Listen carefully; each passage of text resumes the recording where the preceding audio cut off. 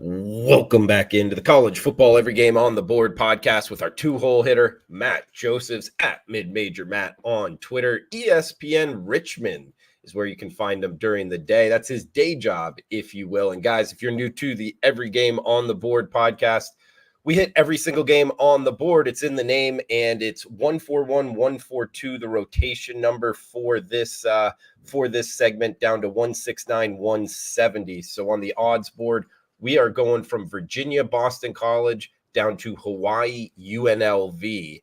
Then we'll bring in Beating the Bookie and Rob Vino tomorrow to finish off the Every Game on the Board podcast. We just had Jeff Nadeau hitting the top part of the card. But without further ado, our two-hole hitter here, Matt Josephs. Matt, welcome on in. How you feeling? Feeling good, Drew. Last week was one of those weeks I think we've all had where we were off on our handicapping. Obviously, the game that I thought was going to be an under was quite the over. I think almost both teams got close to that 49 points. So we hope to bounce back this week, but it was one of those weeks we all have had, Drew, where things just didn't go right. Bounce back mode for Matt Josephs. And team you might be able to bounce back here with is Virginia and Boston College. I know you're close with this UVA program here, Matt, and they hit the road heading up to BC. We are seeing Boston College -3.5 or -3-point home favorites right now, 54.5 being the total. Are you liking anything with these two ACC very middling squads, if you will? Middling is very nice because I would say these are two of the bottom in the ACC. And I'll say this, I did give out Virginia last week on the pod. It wasn't my official play because it wasn't in my section, but we gave out Virginia plus the 9. And it was an infuriating game if you're a Virginia fan because they probably should have won. I mean, the penalties they had towards the end of the game, the personal foul penalty on the offensive lineman, headbutting a guy, and then the personal foul on the quarterback for posing. And then, of course, the leaping penalty that gave NC State a chance to win again. And now they hit the road. And we've always talked about the Chestnut Hill's a tough place to play in terms of it's a terrible atmosphere. There's not a lot of people there. The weather is never good. This is also going to be that 20% chance of rain, 9 to 10 mile per hour winds here. So there is going to be a little bit of a weather factor that we will certainly check as we get closer to the kickoff. The other thing I don't like here is UVA is going to Tony Muskett as their starting quarterback, and I'm not a fan of Tony Muskett here. Now, the one thing I'll caution is that it looked like the last 2 weeks he was going to be the starting quarterback, and he didn't end up doing it. I like the Calandria kid. I like his arm. I think he makes mistakes like a freshman does, but he provides things that other quarterbacks can't do in this program. So I really like him. He's just not going to start here, and I question that for a lost season for UVA. BC coming off of a bad effort against Louisville. I like the Castellanos kid as the quarterback. I think he does good things. His mobility is certainly a factor here. I just wonder if Virginia kind of ran out of gas once again in a frustrating loss against NC State. I don't see myself backing them on the road, Drew, ever this season. I think Virginia's more of a team I'll take as the home underdog, but Boston College isn't good either. So the lean would be to the home team here, but not one of my favorite plays. First 4 games up, I feel like are all right in your kind of comfort zone here, right in your region, the ESPN radio, talking to some of these coaches, and also some group of 5 action, plus the fact, guys, all competitively priced games to start the segment. And the next one up, Notre Dame at Duke, 143, 144, the rotation number, 7:30 primetime game. This is the biggest game I can remember in Durham, North Carolina. And we are seeing Duke catch 5.5. There is a 6 popping up. That's Notre Dame as the favorite on the road, coming off that heartbreaking loss. Duke undefeated on the season. Best Duke team. I don't know about best, but maybe the best Duke team of our lifetimes. We get 52.5 being the total. Fighting Irish at Duke here, the Blue Devils. It's funny, Drew, because obviously ESPN Game Day is going to be at this game. So, there's the extra attention. There's all the rumors. Will Coach K be the guest picker for the show and everything? But, it's real funny because it kind of gives me vibes of a couple of years ago. It got to be 5-6 years ago when Temple had College Game Day for Notre Dame in the link, and there was all this new excitement for the game, and Temple played it close, but Notre Dame eventually won the game. There's a couple ways to look at the Fighting Irish, and I'll be interested to see how you feel about this, Drew, because you look at how they lost last week's game. All Marcus Freeman potentially has to do is run the extra player on the field. They get, the flag, but they at least get 11 players on the field, which certainly, would have potentially changed the end. So are they hungover after the game they should have won against Ohio State, or are they more focused here? I think people are somewhat disrespecting Duke. I was wrong last week. I thought they'd lay a half-ass effort against UConn, and they didn't. UConn is just that bad. They didn't care about the weather. They didn't care about the 24.5-point spread, whatever it was, and they took care of business there. I think this is a really good Duke team. And by the way, they had the spotlight when Clemson came to town week 1. I think that was a Sunday night game. So they've had the spotlight before here, Drew. I almost want to lean to Duke. I wonder if Notre Dame, now that there's no undefeated season, there's two ways they can go. Either they're extremely focused, they come out and play one of their better games, or there's still that hangover, the fact that they've lost a game. The national championship picture is slightly clouded for them now that they have a loss here. I slightly lean to Duke here. Maybe the under is the way to go. I think Duke's offense, which has been really good, they probably won't find it as easy to move the ball on Notre Dame. And I think Notre Dame's offense will find a little bit more success. I kind of see like maybe a 27-24 type of game here, Drew. But what are you thinking for this one? I had both of these two teams circled as bet on, Matt. Like I'm looking to bet on both the Irish and Duke, because I have bet on Duke a bunch of times this season and Notre Dame. So coming together, that's what makes me kind of not like it at all. When you're wanting to bet on two teams and they play each other, it's just one of those difficult situations sidewise. Total, Leonard, the kid for Duke, their quarterback, he's pretty good. And obviously Notre Dame's quarterback, in my opinion, one of the better quarterbacks in the nation.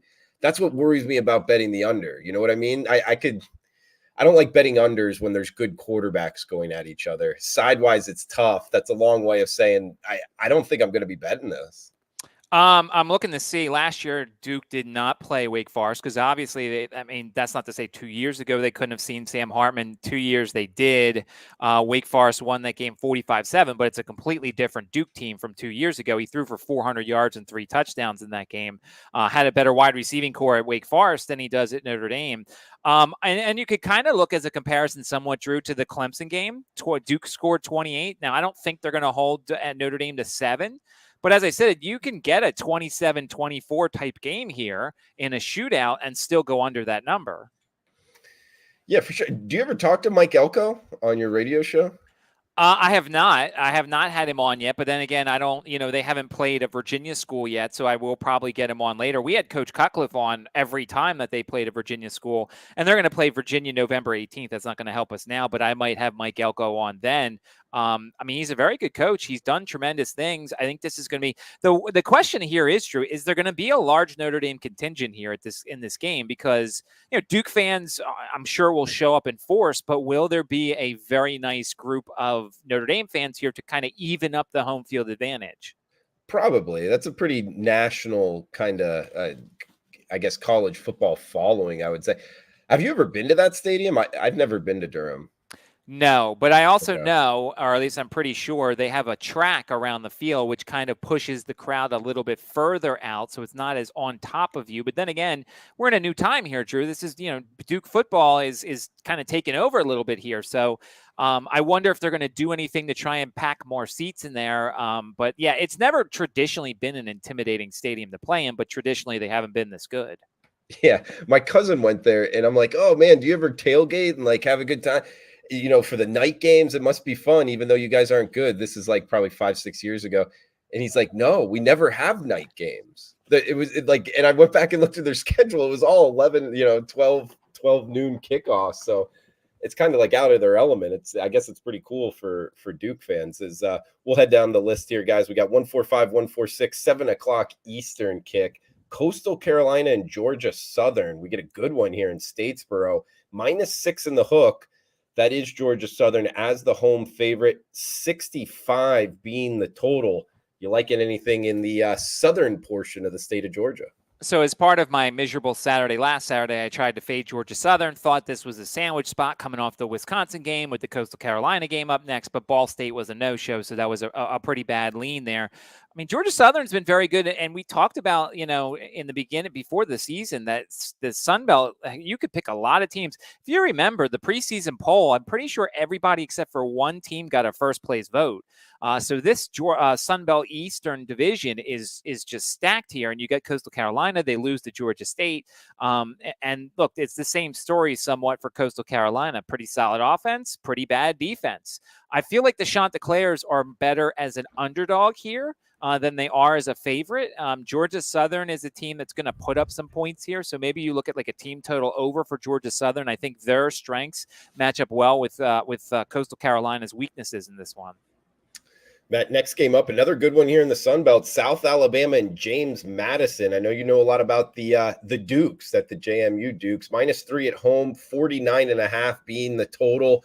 USA at JMU. I mean, so like, here's the thing, and I don't do a lot of NBA handicapping, but like, I feel like in the NBA, the people always worry about a team after a long road trip, the first game home, because, they've been traveling so much, they're in front of their home fans, they're supposed to win, and then sometimes there's this malaise that happens. Well, obviously, this isn't the NBA because JMU, in between all of their road games, came home. But JMU answered some questions. They won the emotional game over Virginia. They won the offensive shootout last week against Utah State. They won the defensive game against Troy. I just think it's interesting here that you see this number, and it's essentially the home field advantage that JMU is going to have. You're essentially getting home field advantage, that they put these two teams on the level with each other. Here's the thing. I don't know what Jaguars were getting. 2 weeks ago, Drew, one of my easy victories was taking the Oklahoma State team total under, and South Alabama beat them, 33-7? And then they go, and next week they're a double-digit favorite at home against Central Michigan, and they lose outright. And so, I don't know what kind of Jaguar team I'm getting here. I know I'm going to get a pretty solid JMU effort. The over could be interesting here because JMU's defense showed some cracks on the road in that last game, but then again, they could tighten some things up being at home. So this is one of those games, Drew, that I feel like I have to watch. I don't know which South Alabama I'm getting. I don't know what JMU I'm getting after 3 straight on the road. Could they be tired? Could there be some things about being on the road the whole time? So this one's a more a watch and see type of game for me. Yeah, good point with South Alabama, man. They are all over the place. It makes me lean towards JMU in this one at home. We got 3:30 up next. ODU and Marshall, 46.5 being the total, 47 at some shops, -2 touchdowns pretty much across the board. That's the Thundering Herd, in Huntington. ODU, another program you're close to, Matt. Anything here? So Marshall won this game 12-0 last year. It was an ugly game. It was an awful game because Marshall's offense last year was awful. And I think for the most part, I don't really love Marshall's offense this year. The Fancher kid is an all right quarterback, but they go as Rasheen Ali goes, and he was really good, and they beat Virginia Tech. My worry here, Drew, is that Marshall is a little fat and happy after beating Virginia Tech last week. You don't often get in Huntington, West Virginia, which I believe is where they are. You don't often get Power 5 schools in your building. And they won the game against Virginia Tech, and it was a good defensive effort by Marshall.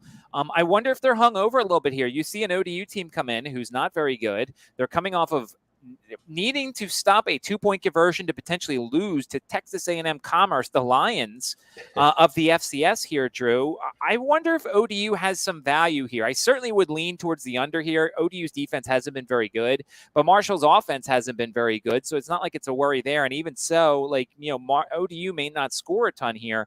I think there's some value potentially with the Monarchs. It's one of those bets you might have to hold your nose. And after last week losing with a lot of bad teams, I may not make this wager here. But I think the value and the play here is Old Dominion if you can stomach it. That was the Lions of Texas A&M Commerce, you said? Yes. Okay. Like it. Good FCS mascot information here from @MidMajor Matt on Twitter, Matt Josephs. Matt, We've been getting some questions here. The fans loving the segment overall. David Montgomery chiming in. Want to hear more about homecoming games? Is that something that you factor into your handicap? Not really. Not particularly. I think homecoming games for the most part are against people that you think you can beat. So most of the times it's kind of a blowout type game, or at least that was always the theory when we were in high school was, we're going to schedule the high school that we know we can beat and have some fun. So, some of the college teams probably carry that over, but for the most part, I don't. The one thing I sometimes worry about, and this was only at Syracuse, like family weekend, I don't know about you, Drew, when you went to college and like there was family weekend, but family weekend, a lot of the students didn't sit in the student section. They sat with their parents. So the stadium wasn't as loud as it usually was because the noise wasn't as condensed. At least that was what it was at Syracuse. I don't know what it was when you went to school, but that's sometimes potentially a worry is family weekend. There's extra responsibility for the kids and things like that, but it's none of that stuff really factors as much to my handicap. Yeah, love the question, David. I kind of would second what Matt's saying. No, I've never really factored that in. And to your point, Matt, whenever Auburn would do homecoming or family weekend, or maybe they were the same weekend, I don't know. It was never really on my radar because, like you're talking about, it was either an FCS team or a team they were going to crush anyway. It wasn't a big weekend, other than I guess more parents coming in town. So it was never really a big part of my handicap, but appreciate the question. And guys, any questions here, we'll throw them out to the handicappers. So feel free to chime in the comments below on YouTube. Every game on the board. That's what you got to search wherever you're getting your podcasts as well. We'd love if you could rate. Feel free to leave a comment podcast wise and on Twitter as well at Drew Martin Betts, at Mid Major Matt is where you can find Matt. And huge shout out to our sponsor, Viva Tequila Seltzer. Check them out, vivatequilaseltzer.com. Just a quick shout out here to our friends at Viva Tequila Seltzer. Ultimate go-to for toasting those winning picks. Only 88 calories, 0 carbs, no sugar, 4.5% ABV. Viva, the perfect match for celebrating those victories. Matt has some on the way. They'll be there October 2nd, Matt. And it is alcohol, so you have to sign to receive it, just so you know. So we'll do a live taste test maybe next week, the following week. So stay tuned for that, guys. Every game on the board with Matt Josephs, our 2-hole hitter, as we're moving down the list here. We got MACtion for the next 4. So Mac fans, stay tuned. Buffalo and Akron, 55 being the total, 12 noon Eastern kick here. Akron, the Zips, -2.5 or -3. Key number here, Matt, and both numbers widely available. So Akron going off as the favorite. We haven't seen that very often. You liking anything in the first MAC game? It feels so good to talk MACtion, and because there's no rhyme or reason to MACtion whatsoever. I mean, you look at last week, Akron nearly went to Indiana and won that game. They lost in 4 overtimes, 29-27. Your under, potentially, if you took the under, was looking good until we got into overtime there, whatever you took. And then you look at Buffalo, they lose a tough shootout game to Louisiana here, and first of all, I'll say I'm not going to bet this game, but I'll tell you this. I think Buffalo has the value here. I think Akron has to show me something before I can actually bet on Akron. Look, we continuously talk about Joe Moorhead and how good of an offensive coach he is, and DJ Irons and some of the other players they have on offense.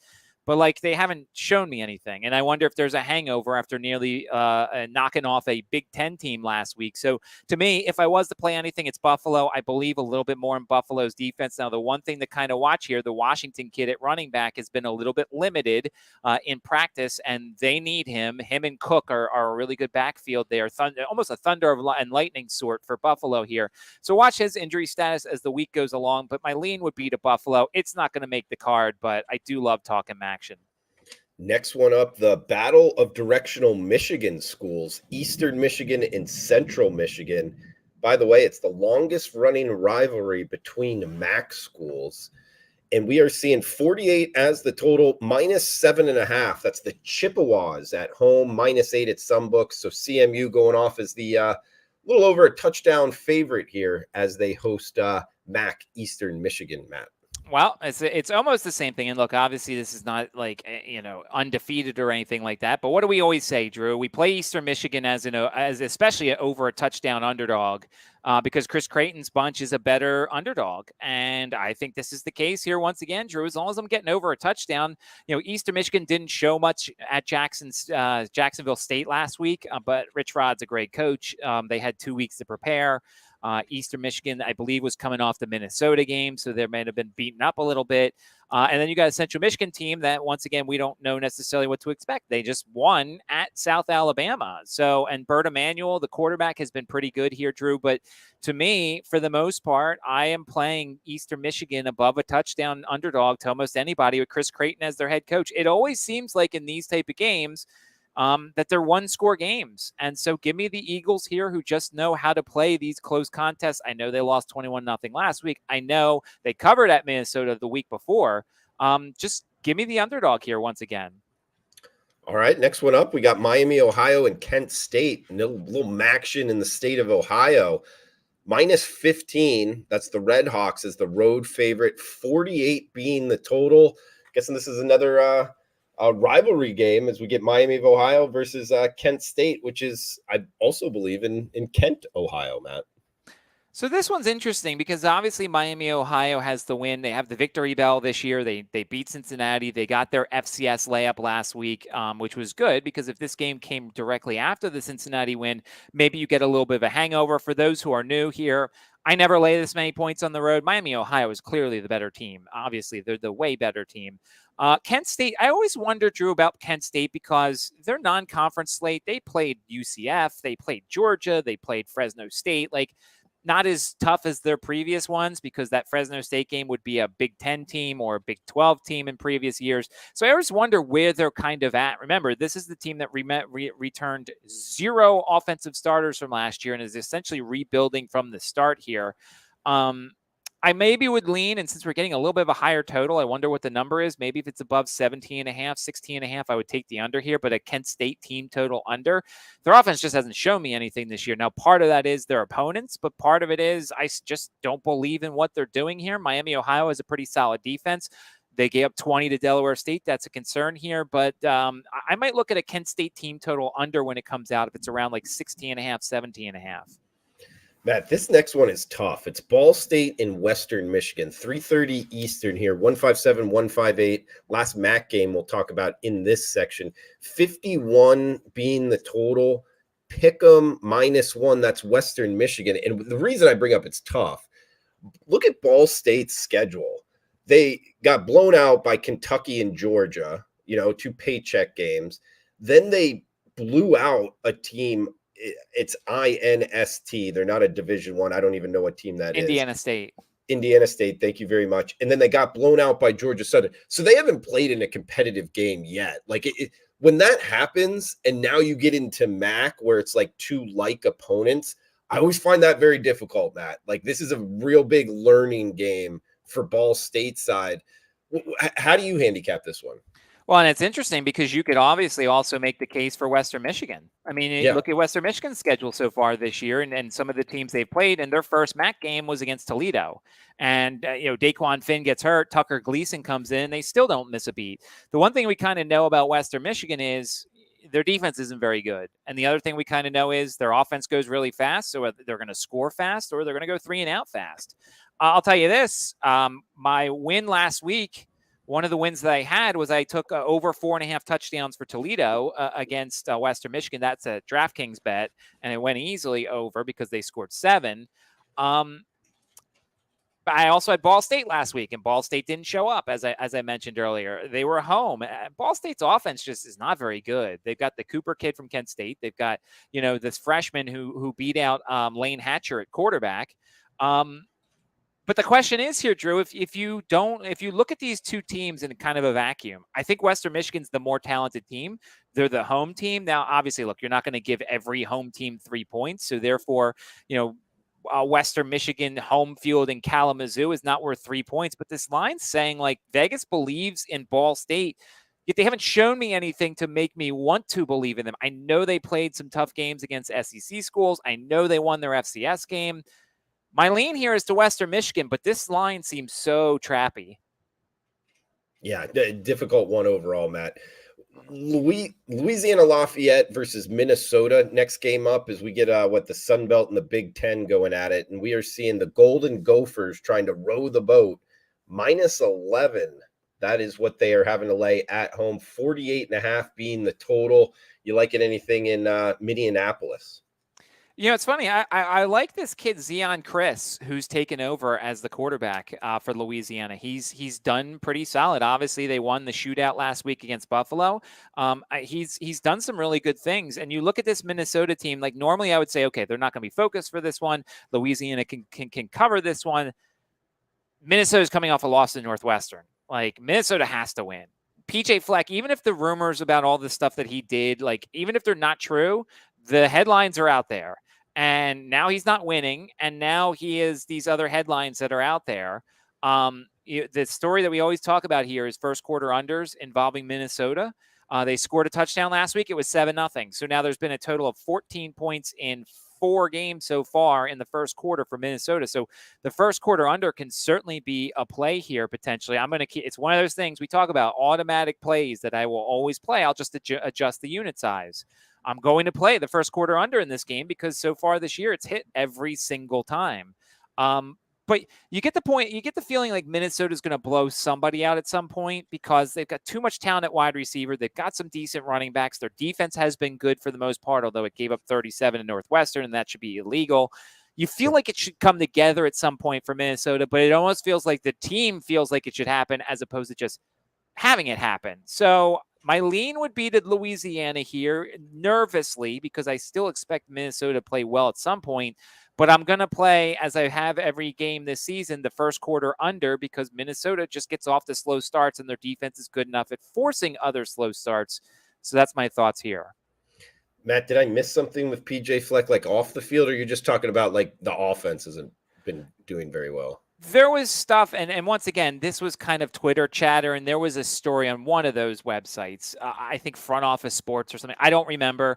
But if you look up PJ Fleck, and I forget what they called it, they're like some sort of coins or chips or whatever, there was a story that came out about how there are a lot of kids who don't like playing for him and things like that. Obviously, it's unsubstantiated, and if you follow college football as much as anybody ever heard this, then certainly it could just be a rumor and things like that. But let's just say there was a story that made the rounds on Twitter, which is not guaranteed correct. I'm not saying it is. But if the things are true and they're not winning, PJ Fleck's seat could be getting a little hot in Minnesota. Okay. UMass and Arkansas State, next game up, 3:30 Eastern time. We are seeing the Minutemen as the -1 point home favorite, 55 being the total. How is UMass the favorite? I just bet on them last week. I mean, I thought that team was talented, and after watching them, I don't know, Matt. What are we thinking in Amherst, Massachusetts Saturday? Well, first off, we're thinking we're not betting this game most likely, but we'll give you some information if you do want to bet this game. Obviously, for UMass, we talked about it in that first week, Drew, the Fomanchu or Fomancha, whatever his name is, TP, the transfer from Clemson, They got all excited that first game. He won that game, and UMass looked great, and then he gets hurt, and now the UMass's season's in the toilet so far. And Carlos Davis has done all right. They lose to New Mexico 34-31 in overtime. Listen, are you going to actually put money on UMass? Like, I know people put money on UMass for a joke. Like, they're like, oh, let me put some money on UMass, and then they lose. But then I kind of look at Arkansas State, and obviously Arkansas State's quarterback is not very good. Arkansas State's offense is not very good. I think that it was a mirage that they scored 44 points last week against Southern Miss. So it's two teams that I can't bet. What's the motivation here? Last year, Arkansas State won this game 35-33 with a better team. So they only won this game by 2 last year with a better team. Now they have a worse team, and they're playing in Amherst, and they're a 1-point dog. So, just run away from this game. Big Ten action, Michigan -17-point road favorites in Lincoln, Nebraska, 3:30 Eastern kick, 39 being the total. So sub 40 total, -17 point spread. Unique in sports betting to get this big of a spread and that low of a total. But you liking anything here? Well, I feel like I've gotten the Michigan game every game this year, I feel like. And it's been, obviously the first 4 games were all the same. They were blowouts. They were name your score kind of games. The only difference last week was Harbaugh was back. They win the game 31-7. It's the first road game of the year. I expect Michigan to maybe struggle a little bit because they're not home. They won this game 34-3. I don't expect that to happen. Obviously, Nebraska is playing with different quarterbacks here. They're feeling, I guess, good because they won the game against Louisiana Tech. As I said, I don't lay this many points on the road. I certainly don't feel comfortable with Nebraska. I'll be interested to see what the team total is, although with the 39, we're not going to get as high of a one as we did with Rutgers, and Nebraska's defense is hard to trust at times. It'll be interesting to see. Michigan, obviously, first time on the road, and low total, high spread. Usually the sharps will say take the underdog. I just can't do it in this situation. let's head literally up to Wyoming here, Laramie, Wyoming, for New Mexico at Wyoming with the Cowboys. -2 touchdowns, Matt, -14 across the board, 42 being the total. So another fairly large spread with a low total. Anything here in the Mountain West? What do we make of Wyoming? Obviously, Wyoming played two Texas schools in Texas and Texas Tech. They just came off the win over App State. They need a blocked punt to win that game. Wyoming's kind of living a semi-charmed kind of life right now, to cite a music lyric. And I wonder if at some point it doesn't run out at some point. Like, do they start going and struggling a little bit? The one thing, if you haven't been keeping up with New Mexico this season, they've got a little bit of an offense. This is a team that plays some offense because they take the UAB head coach. They take the UAB head coach. They take the UAB quarterback, and now they're kind of playing well. And it's one of those things where I feel like there's some value in the over here. Look, New Mexico's doing some things that teams are not used to. You look at last week; they scored 34 in overtime to beat UMass. I think the over's here in play here. You look at last year's game, it was 27-14. That's with a bad New Mexico offense and a not great Wyoming offense either. And we're getting a 42.5 total here, around there. I'm going over here. 2 games left with Matt Josephs. Follow him on Twitter at MidMajor Matt. He knows the group of 5 conferences as good as anybody. College football, college basketball, MLB as well. We got USC, Colorado, 12 noon Eastern, I believe 10 o'clock local time. I don't know why they keep doing this to Colorado, but it is what it is. -21.5. That's the Trojans as the more than 3 touchdown road favorite. 74 being the total. Can Colorado and Coach Prime, can they bounce back from that beating they got from Oregon here, Matt? By the way, I love what Colorado's doing. I love what Coach Prime is doing. I'm happy that college football is benefiting from this. I don't understand the people who dislike the program, dislike him. Look, there's certain things I don't love about what he's doing, but I think this is great for college football, and I root for them as often as possible. And look, as we always say, love them or hate them, people are watching these games. Like, their 4 games were in the top 10 in TV ratings. And I think after last week, I can't decide, Drew. I'm either looking at the 21.5, or I'm looking at Colorado plus the points, or I'm looking at the Colorado team total. I just think everybody's shoveling dirt on them. Everybody's just kind of putting them away, saying, oh, well, it's Colorado. And they're all looking at USC. But, I think people are forgetting USC's defense isn't good. USC's defense is not Oregon's defense. Everybody looks at last week and they see Colorado scored 6 points. It was on the road, A, and Oregon's defense is very good, B. Now you're at home and you're playing a USC team who's going to be playing at 9 a.m. body clock. Well, no, it won't be 9 a.m. body. Yeah, well, technically it will be 9 a.m. body clock. Yeah. So, yeah, they're playing really early here. It's going to be a great crowd. We know it's a sellout here. Drew, I'm either playing Colorado plus the points or the Colorado team total over. I think they show up a bit here because I think that almost people think their season's over now. They lost to Oregon. Oh, Coach Prime's not going to go undefeated. So what? I think he uses this motivation all week. We know that Travis Hunter most likely will not play in this game. Alton McCaskill will have another week to get healthy, the Houston running back here. I'll be interested. What do you think, Drew? Because obviously this is one of the headline games. I'm looking at Colorado plus the points or the Colorado team total because I think they're going to show up in this one. I agree with you. This isn't the same type of defense that they just faced with Oregon. I think that Oregon team, sky's the limit for them. So it might be a time to kind of buy the pullback, if you will, on Colorado. I don't disagree. And I think there's going to be a whole lot of points. So I would lean over, but I haven't bet it as of yet, Matt. We got 1 game left. We'll get a best bet from Matt as well. Hawaii and UNLV. A lot of people refer to Las Vegas as the 9th Hawaiian island. So this is kind of a little rivalry here, Matt. -11, UNLV, the Running Rebels. This is a better team I can remember from this university. 59.5 being the total. Hawaii at UNLV, Matt. So I know Sun City loves watching our shows from El Paso. I watched that game last week because one of the other things I do is I run the Gamecast for our website. And so my game this week was UNLV UTEP. So I watched that whole game. And I was very impressed with UNLV. Like, I love the fact that they have this really good ground game. They've had 3-4 different guys that they use. The Richard Reese, they used the Donovan Lester kid, who I really loved elsewhere when he was there. And they've got Vincent Davis, who is there. So, they're able to kind of go and take the freshman kid Maivia and basically give him easy throws and set him up in situations to succeed. And then he's got Ricky White to throw to. I really like what UNLV's offense was doing. UNLV's defense looked really good and overwhelmed UTEP's offensive line at times. I don't know if that was more UTEP's offensive line is brutal or UNLV's defensive line is really good. The one thing we know about Hawaii, Drew, you look at them more at home than you do on the road. They did win last week over New Mexico State, but it was a 2017 game. Hawaii won this game last year, so UNLV wants to get revenge. To me, it's either an over or it's maybe a team total over for UNLV. I don't trust Hawaii's defense away from the islands. I don't trust Hawaii's defense at all for the most part. I was very impressed with what I saw from UNLV in that game, so I think you've got a solid Rebels team here, and maybe they make become a little bit of a sleeper in the Mountain West. Guys, reminder, we are brought to you by Viva Tequila Seltzer, vivatequilaseltzer.com. Go check it out. Get it shipped to your house. 0 sugar, 4.5% ABV. Matt, great stuff. As always, throw it over to you. Best bet for the segment and any final thoughts?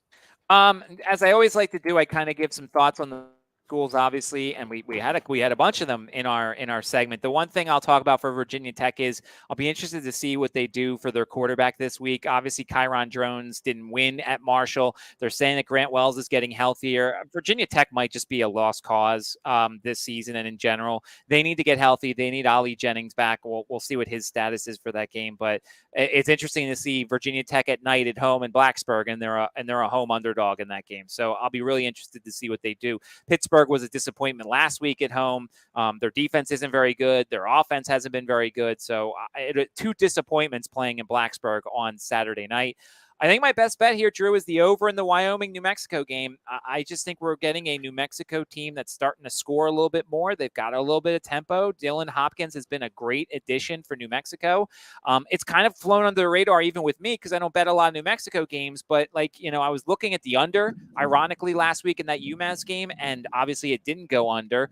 And I noticed that the reason why I didn't take the under in the end was because New Mexico's scoring a ton. Their defense isn't great. I think Wyoming gets some points here. I know Wyoming's defense is better than it has been, but I think New Mexico is going to either score some points, go 3 and out quickly, and put that defense in some peril. And of course, we talk about the elevation at Wyoming. Give me the over in the New Mexico-Wyoming game as my best bet in this segment. Mid-Major Matt Josephs. Follow him on Twitter at Mid-Major Matt. Guys, that does it for this section. We'll be right back with Beating the Bookie in part number 3. Every game on the board, YouTube, Facebook, wherever you're downloading your podcast. Every game on the board. Smash that like button. Cash those tickets. Thanks for tuning in.